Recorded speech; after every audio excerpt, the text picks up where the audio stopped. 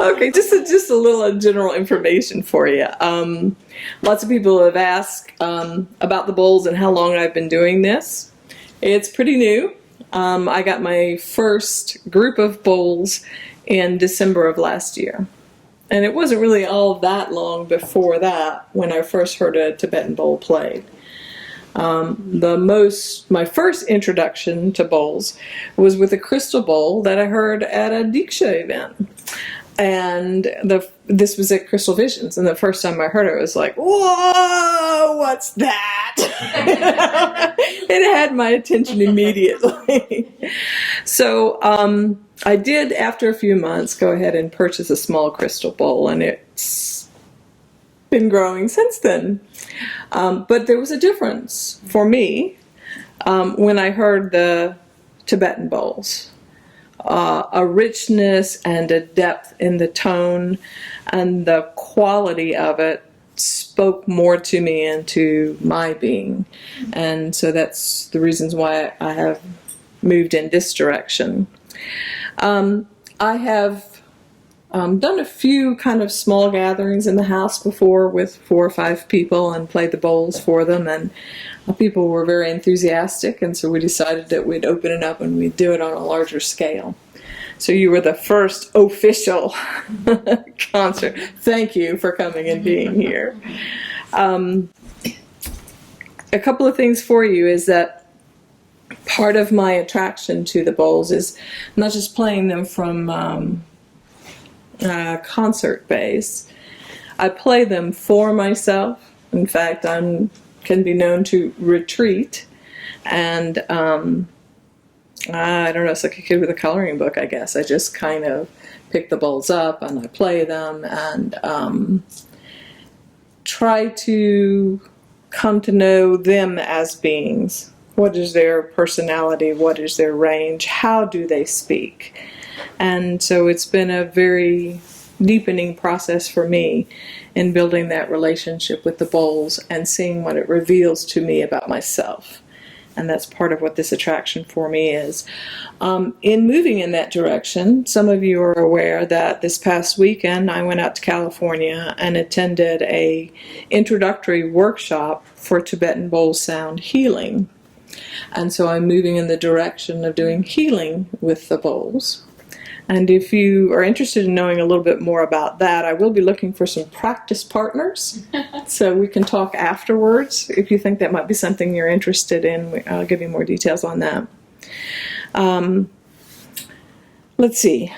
What I have kind of outlined for us this evening is 3 components to tonight. The first part we'll be doing is a relaxation meditation. It is something that I have borrowed from a real life Tibetan who is an instructor and a healer with the bowl. So this is a relaxation pattern of playing that I'm borrowing. The second part is going to be a sequence of playing that is from the healing school that I'm working with. So you might get a little sampling of what that would sound like if you were in a session. And then the third and final part is going to be free form. And that's just going to be me and spirit sending you love.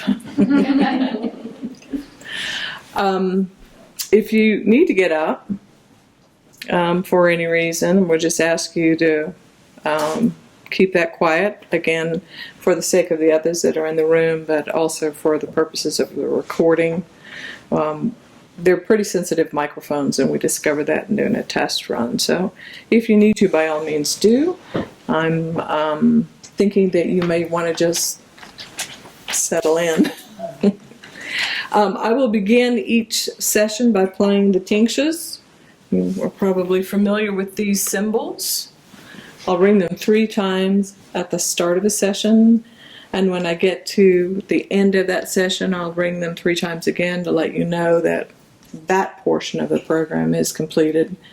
Probably just take a short moment to prepare myself to go into the next stage, then I'll ring them again to start into the next part.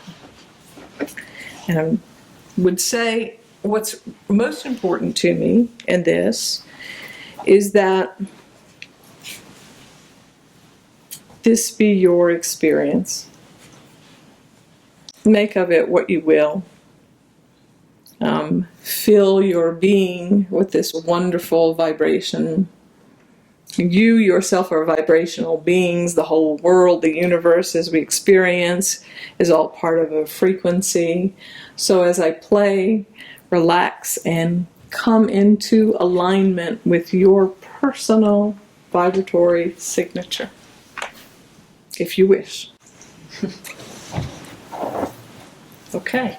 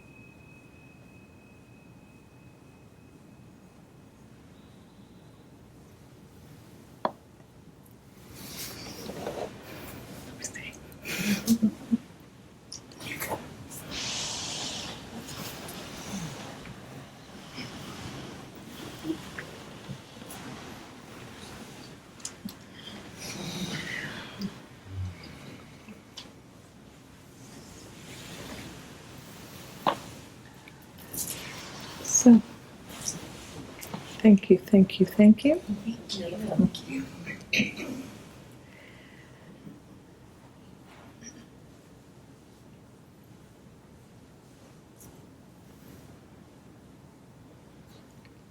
Most of you are here because I had your email on one of the One Who Wakes email list. If you'd like to continue receiving emails about bowl concerts, then you need do nothing. If you'd not like to continue, there's a list out front. You can just put your name with an X and I'll get you off the list. If you came as a guest and I don't have your email, then if you'd like to hear more, I'd invite you to sign up on the table out front. There's a email list. We do have another event scheduled in July. It'll be July 12th. There's some flyers on the front table.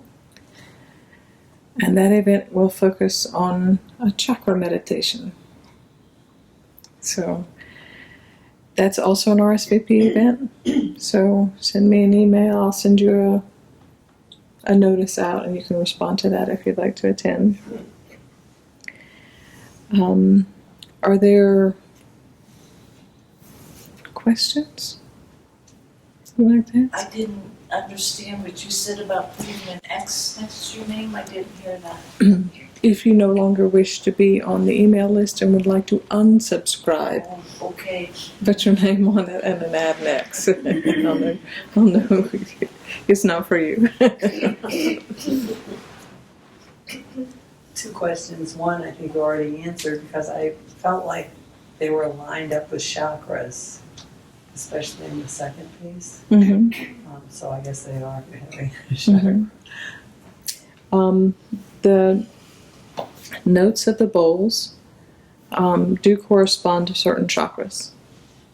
And so, for instance, for the meditation that we'll be doing next month, I'll be playing a series of bowls that are in the same note but different octaves.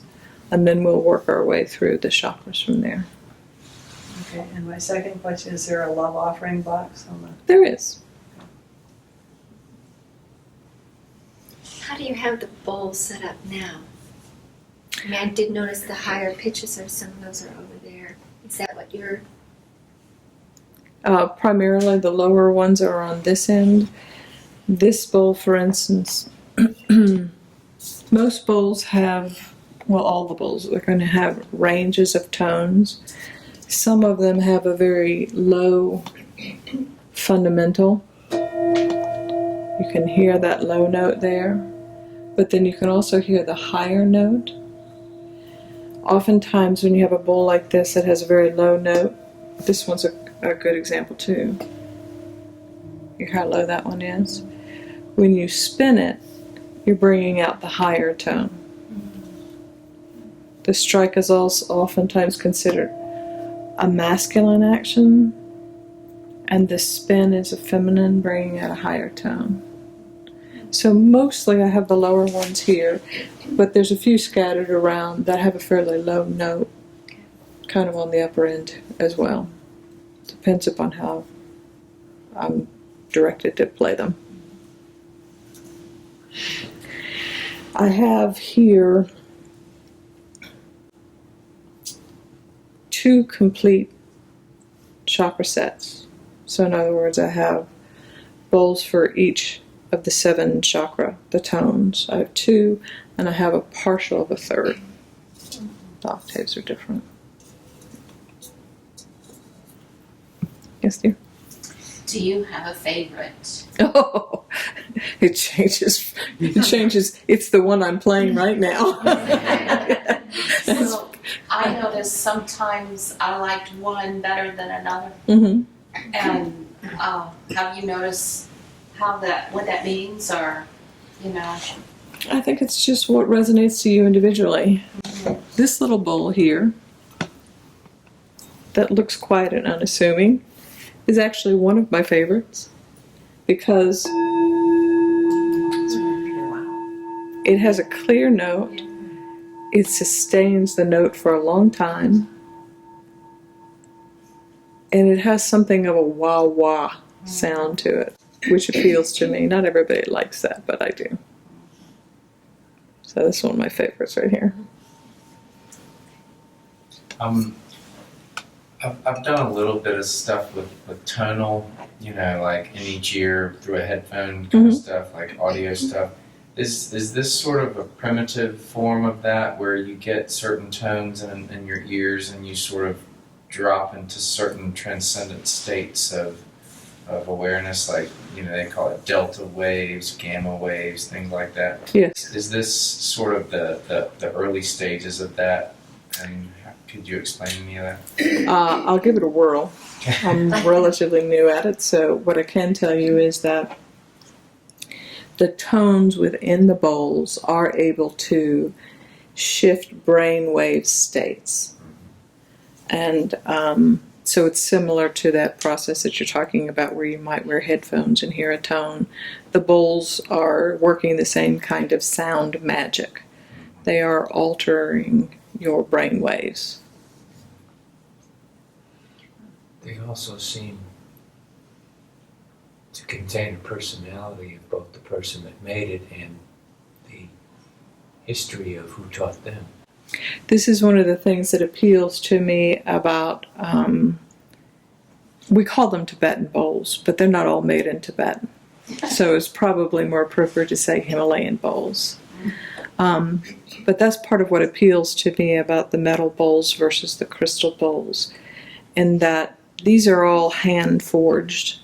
You can see in looking at many of them, dimples in the bowl itself. Those are the hammer strikes.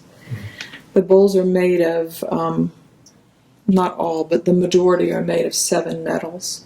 They're smelted together and poured into a disc. The sizes vary. It's then placed, heated, and struck with a hammer, usually 2 people at one time doing these strikes, and it's over a wooden form. The master craftsmen who make these bowls aren't around anymore, and the craft itself is largely lost. One of the things that I like about these bowls is not just the range of the tone in them, but also for me it's imagining what other souls have touched this bowl through the years, and the prayerful intent that was held when the bowls were made. And to me, that's what lends it its sacred quality.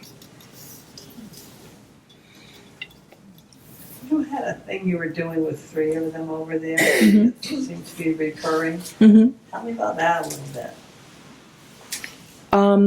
Oftentimes in the playing of the bowls, there's a pattern.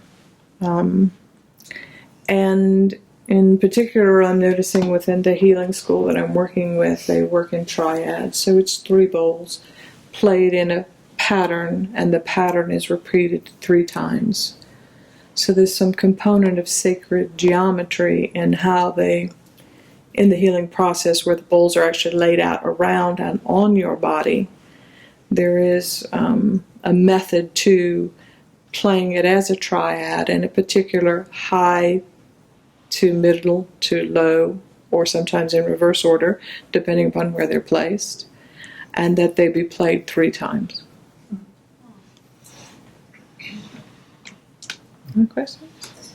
So when you work with people individually, which I would love, what do you like place them around the person and on the person? John Mark and I have played around a lot with this. We call it a sound bath. So the client is laying prone, either on the floor or sometimes on a massage table. Some of practitioners use a massage table. And the bowls are surrounding them. So there's a triad around the head. For me, it's these 3 bowls. There's a triad around the foot. This is the big grounding bowl that would go at the foot. Also, there's a triad that goes from heart to both hands. So you'd be having a bowl on your chest, and you'd also have one in each hand. And then as part of the central path, the chakra path, you'd also have bowls, solar plexus, sacral, and if there's enough room, you might get one on the root, but usually that goes between your knees. Okay, cool. Wow. I'm looking forward to that. Sounds cool. It is. It is. Other questions? Our next event after the July, we don't have it scheduled yet, but generally people have a lot of questions about the bowls. Where do they come from? How are they played? You may even have a bowl of your own that's sitting on a bookshelf and you haven't played it in a long time because you never could really get it to sing. So we'll have a night like that where people can come and we'll just talk about that. Bring your bowls, and we'll see if we can get it to sing. I will tell you one of the tricks of the trade. If you have a bowl that's not really singing for you, they like company. So, and all of the bowls that I have are played regularly. They like to sing. So you can come and bring your bowl and play one of mine to show that you really can do it. Yeah. And then you'll be able to bring your bowl back to life and song. Other questions? Can you come home with me? Well, if the recording turns out well, you can take me home with you. Okay. I will thank you all very much. And of course, I'll hang around, and for anybody who may be interested in being a practice partner for me, I'll tell you more about that. Many, many thanks. Thank you.